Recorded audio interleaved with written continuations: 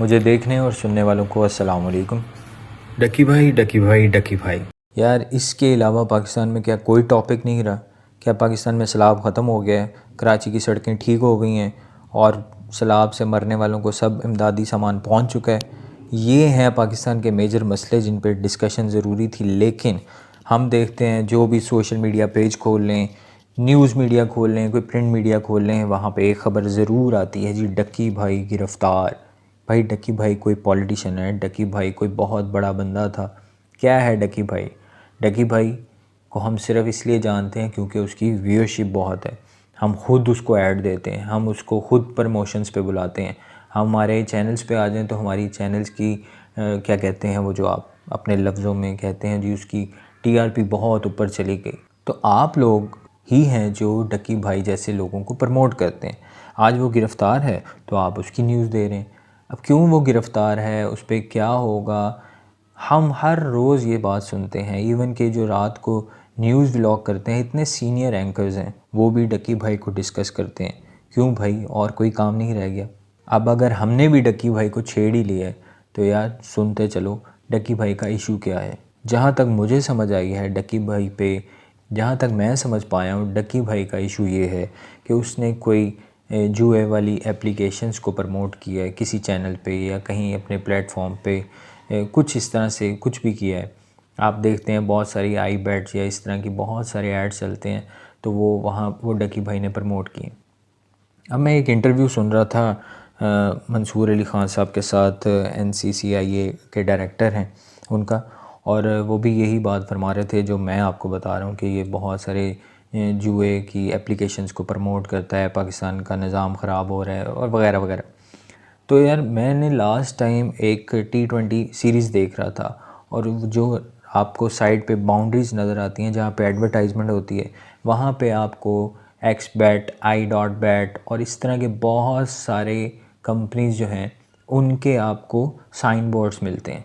तो यार ये लोग क्या कर रहे हैं? मतलब इन कंपनीज़ के पास इतना पैसा है कि ये आपको स्पॉन्सर कर रहे हैं, आपके क्रिकेट मैचेस को स्पॉन्सर कर रहे हैं। यहाँ तो आप चुप हैं।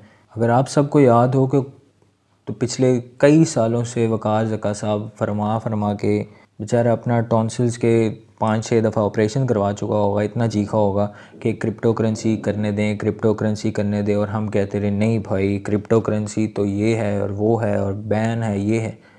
आज हम बैठ के डिजिटलाइजेशन की बात कर रहे हैं कि जी हम अब क्रिप्टो पे जाएंगे। क्यों भाई? आपके हर मैच, हर टीम, हर बंदे को क्रिप्टो स्पॉन्सर कर रहा होता है।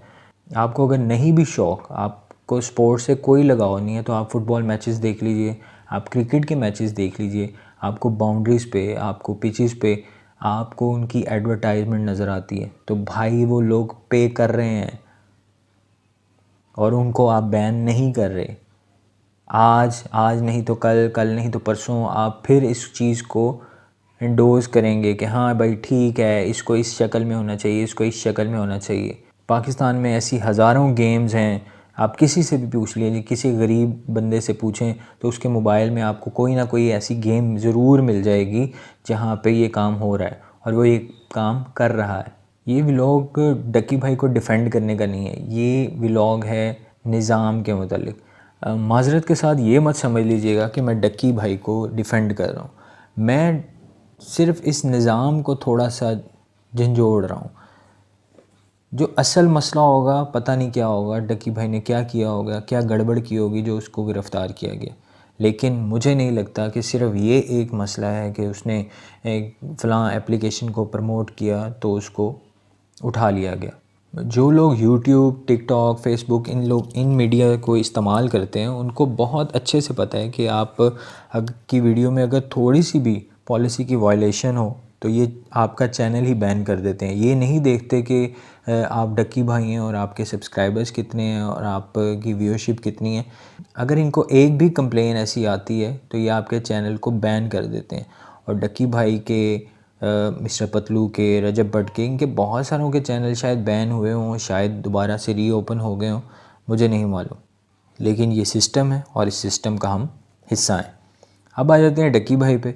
तो यार डक्की भाई एक मतलब बंदा, इसको क्या कहे यार। आप लोग इतने अच्छे व्लॉगर तो नहीं हो, मैं आपकी तारीफ़ नहीं कर सकता झूठी, लेकिन आपकी व्यूअरशिप बहुत है, ठीक है, आपको देखने वाले बहुत हैं, जिसकी वजह से आपको बहुत पैसा आता है। और जिस बंदे के पास इतना पैसा आ रहा है यार, उसको क्या ज़रूरत पड़ी है ऐसे फ़जूल के घटिया से काम करने की। फिर आपकी एक और वीडियो में देख रहा था, उर्दू पॉइंट वालों ने नशर की है जी कि आपका जो घर है वो आपने किराए पे लिया, जिसकी आपने ड्रीम हाउस की एक बना के एक व्लॉग पूरा बनाया है। यार एक व्यूअरशिप के लिए आप क्या मतलब किस तरह का कंटेंट बनाते हो? आपको पता है आप चाहे चवल मारो, और आप मोस्टली चवलें ही सारा दिन मारते हो, फिर भी लोग आपको सुनते हैं। तो यार चवलें ही मारो। आप क्यों इस तरह की फ़जूल फंकारियाँ कि आप सोचते हो घर बैठ के यार अब अच्छा हम क्या कंटेंट बनाए, तो आपको समझ आती है कि यार अच्छा चलो एक घर किराए पे लेते हैं और दिखाते हैं जी हम घर शिफ्ट कर रहे हैं, हम ये कर रहे हैं, वो कर रहे हैं। मतलब कंटेंट आपको चाहिए, आपको आपके पास आइडियाज़ ही ख़त्म हो गए हैं। आपने सब कुछ तो दिखा दिया है, अपना घर, अपनी शादी, बेडरूम, अंदर बाहर, ऊपर नीचे सब हो गया है। जिस मुल्क जाते हैं वहाँ का व्लॉग। फिर आप सोचते हैं यार मैं क्या करूँ, तो चलो ये काम भी कर लूँ। मतलब आपको पता है कि आपने एक्सपोज हो जाना है। तो वो जी पूरा वो प्रॉपर्टी डीलर को बैठा के उन्होंने पूरा इंटरव्यू कर दिया कि जी डक्की भाई आए हमारे पास, उन्होंने घर किस तरह से हमसे किराए पे लिया, और आगे से झूठी वीडियो बना दी कि जी ये तो मेरा घर है। तो भाई क्या इतनी क्या मतलब क्यों क्यों इतनी लुच तलनी है आपने, क्यों इतना आपको मुसीबत क्या है कि यार आपने एक नया कंटेंट पेश ही करना। फिर दूसरा आप ये इस तरह की चीज़ों में पकड़े जा रहे हो। आपको इतने लोग देखते हैं यार, इतने छोटे बच्चों को किसी को पूछो तो वो कहते हैं यार हमने पढ़ना नहीं है। क्यों नहीं पढ़ना जी, हमने डकी भाई बनना है, हमने रजब बट बनना है, हमने मिस्टर पतलू बन जाना है। क्यों देखें जी, वो रात को बैठे और कितने मिलियन फॉलोअर्स हो गए और इतना पैसा है उनके पास, करोड़ों रुपया आ गए। यार आप लोगों को देख देख के लोगों ने पढ़ना छोड़ दिया है। आप लोगों को देख देख के लोग यूट्यूब पे आ गए, और आप उनको कहते हैं आएँ जी हम आपको क्रिप्टो सिखा देते हैं, आएँ जी हम आप हमारा फ़लाना ग्रुप ज्वाइन कर लें, आपके पैसे डबल हो जाएंगे। यार ये फ़जूल किस्म की चवलें और हरकतें करना छोड़ दो यार। व्लॉगिंग करो, आपके इतने फॉलोअर्स हो गए हुए हैं तो आप उनको आप ठीक डायरेक्शन में लेके आओ यार कि भाई हमने नहीं पढ़ा और हमने ये काम किए हैं। अब बड़े फ़ख्र से बताते हैं जी मैं जी पहले जी फ़लानी जगह पे काम करता था। रजब भट्ट साहब का एक इंटरव्यू मैं देख रहा था जी, मैं किसी स्टोर पे काम करता था, किसी जगह पे काम करता था, 10-12 हज़ार की दिहाड़ी थी। तो अब देखें जी माशाल्लाह माशाल्लाह हो गए। भाई तुम माशाल्लाह माशाल्लाह कैसे हो गए? It's once in a blue moon भाई। मतलब ऐसा नहीं होता कि हर बंदा इस काम पे निकल चले, और मतलब जितने लोग तुम्हारे साथ स्टोर पे काम करते थे वो सारे व्लॉगर्स बन गए हैं, सबके पास जीप्स आ गई हैं, प्राडोज आ गई हैं, बड़ी बड़ी गाड़ियाँ हैं, बड़े बड़े घर हैं, सिक्योरिटी गार्ड्स हैं। ऐसा नहीं होता भाई। तो आप सबको भी मेरा मशवरा है कि भाई डक्की भाई का आज क्या हुआ, आज उनको खाने में क्या दिया गया, आज वो जब कोर्ट में पेश हुए तो उनकी बेगम साथ थी, किस ड्रेस में थी, कैसी लग रही थी। यार इन पे कमेंट्स करना छोड़ दें, बड़ी मेहरबानी, इससे बाहर निकल आएँ और कुछ रियल इश्यूज़ पे आएँ। रियल इश्यूज़ पे आएँ तो एक बड़ी ज़बरदस्त यार ख़ातून है। पहले तो मैं उनको ज़बरदस्त नहीं समझता था वैसे, और शायद उनके दूसरे मामलात की वजह से मैं उनको ज़बरदस्त नहीं समझता। उनका नाम है मारिया बी। लेकिन उनका जो एक स्टांस है, मतलब जो उन्होंने एक स्टैंड लिया हुआ है ट्रांसजेंडर और ये एलजीबीटी ग्रुप के बारे में। एलजीबीटी क्या है इसके बारे में हम बाद में बात करेंगे, ये बहुत डिटेल टॉपिक चला जाएगा। शॉर्ट फॉर्म में समझाऊँ तो लेस्बियन, गेज़ और ये ट्रांसजेंडर जो पाकिस्तान में भरपूर होते जा रहे हैं, लड़के को लड़के से मोहब्बत, लड़की को लड़की से मोहब्बत, आपस में जो भी काम है वो सब आपको पता होंगे। मैं उसको डिस्कस नहीं करता इस चैनल पे।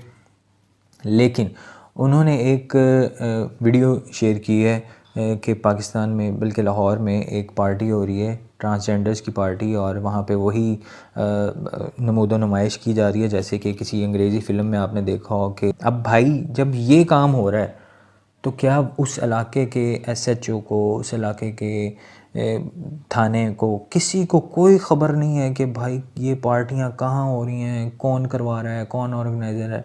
सबको सब कुछ पता होता है, सबको सब कुछ पता है। लेकिन ये इतनी तगड़ी पार्टियां हैं कि इनको आप कुछ कह ही नहीं सकते। तो वो मारिया बीबी खुद तगड़ी पार्टी है, उसने एक वीडियो शेयर कर दी। उन्होंने मैं बहुत सलूट करता हूँ मारिया बी साहिबा को कि यार उन्होंने कम से कम मतलब ये जो एक चीज़ है ये बहुत करना मुश्किल काम है। मैं यहाँ बैठ के बोल रहा हूँ, शायद आसान काम है क्योंकि अपने बेडरूम में बोल रहा हूँ, लेकिन एक औरत ने इसके ख़िलाफ़ एक स्टांस लिया हुआ है और वो चाहती है कि ये मुल्क जो है वो पाक रहे, पाकीज़ा रहे। तो मैं जिस तरह का भी ताउन कर सकूँगा उनके साथ ताउन करने को तैयार हूँ। हाँ, उनको ताउन यही है कि मैं उनको फुल सपोर्ट करता हूँ अपने चैनल पे, उनको उनको उनको सल्यूट करता हूँ, उनको सलाम पेश करता हूँ और अपने अदारों से रिक्वेस्ट करता हूँ, ये जो पकड़ते फिरते हैं, सीसीडी हैं, एफआईए हैं, ये सब इदारे यार इस तरह के मामलात पे भी ज़रा तवज्जो दें कि ये कौन लोग हैं। इससे कोई पाकिस्तान का नाम रोशन नहीं हो रहा, इससे कोई पाकिस्तान आज़ाद मुल्क नहीं समझा जा रहा कि बड़ी लिबरल किस्म की रियासत है। हाँ, उसको बनाने की कोशिश ज़रूर की जा रही है, लेकिन भाई ऐसा निज़ाम मैं अपने बेटे के लिए, अपनी बेटी के लिए नहीं चाहता और यकीनन आप भी नहीं चाहते होंगे। इसी के साथ ही आज दीजिए इजाज़त। कल इंशाल्लाह कुछ नए टॉपिक के साथ मैं आपके पास हाज़िर होता हूँ। कमेंट्स में ज़रूर बताइए कि क्या अच्छा लगा, क्या बुरा। ये एक बिल्कुल अनकट ऑडियो है, मैं जो मेरे दिल में आ रहा है मैं आपसे बात कर रहा हूँ। इसमें बहुत सारी गलतियाँ हो सकती हैं, बहुत सारी कोताहियाँ हो सकती हैं। आप कमेंट्स में ज़रूर बताइए कि मुझे किस तरह से बोलना चाहिए, किस टॉपिक के बारे में बात करनी चाहिए। मैं उस टॉपिक पे ज़रूर बात करूँगा इंशाल्लाह। कल तक के लिए दुआ में याद रखिएगा। अल्लाह हाफ़िज़।